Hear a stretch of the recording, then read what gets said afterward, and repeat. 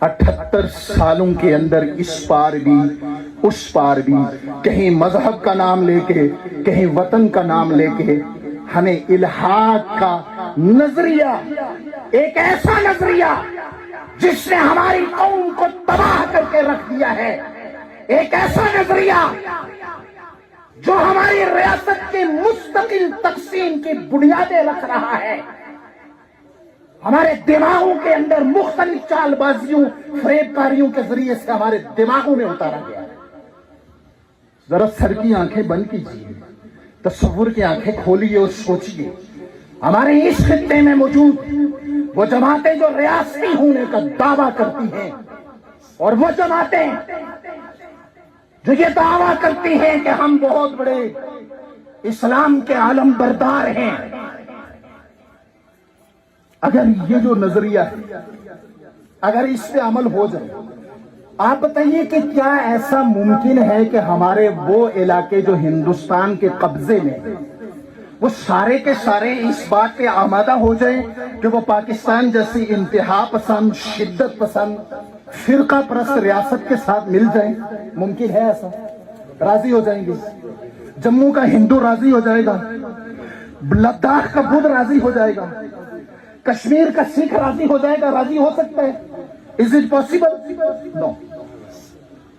کیا یہ ممکن ہے کہ آزاد کشمیر میں رہنے والے مسلمان، گلگت بلتستان کے لوگ، جن کی اکثریت یہ سارے اس بات پہ آمادہ ہو جائیں کہ یہ ہندوستان جو ایک انتہا پسند ملک ہے، شدت پسند ہے، وہاں فرقہ واریت، انتہا پسندی وہاں کے لیڈروں اور وہاں کی پبلک کے ڈی این اے میں رچی بسی ہے، کیا یہ سارے ادھر جا سکتے ہیں؟ نہیں جا سکتے۔ کیا ہوگا؟ ہماری ریاست تقسیم ہوگی۔ تو اس کے مقابلے میں وہ سوچ جو مقبول بٹ نے دی، وہ سوچ جو امان اللہ خان نے دی، وہ سوچ جو اس ریاست کے حریت پسندوں نے دی ہے کہ ہمارا وطن ہے، اس پہ حکومت ہم کریں گے، سیاسی، معاشی، سماجی، عمرانی فیصلے ہم خود کریں گے، نہ دلی کرے گا، نہ اسلام آباد کرے گا، نہ چائنا کرے گا۔ اس پہ آؤ، ڈیبیٹ کرو، سوچو کہ وہ کون سا نظریہ ہے۔ وہ خود مختاری کا نظریہ ہے کہ یہ وطن ہمارا ہے اور اس پہ اقتدار اعلیٰ کو بھی ہم از خود ایکسرسائز کریں۔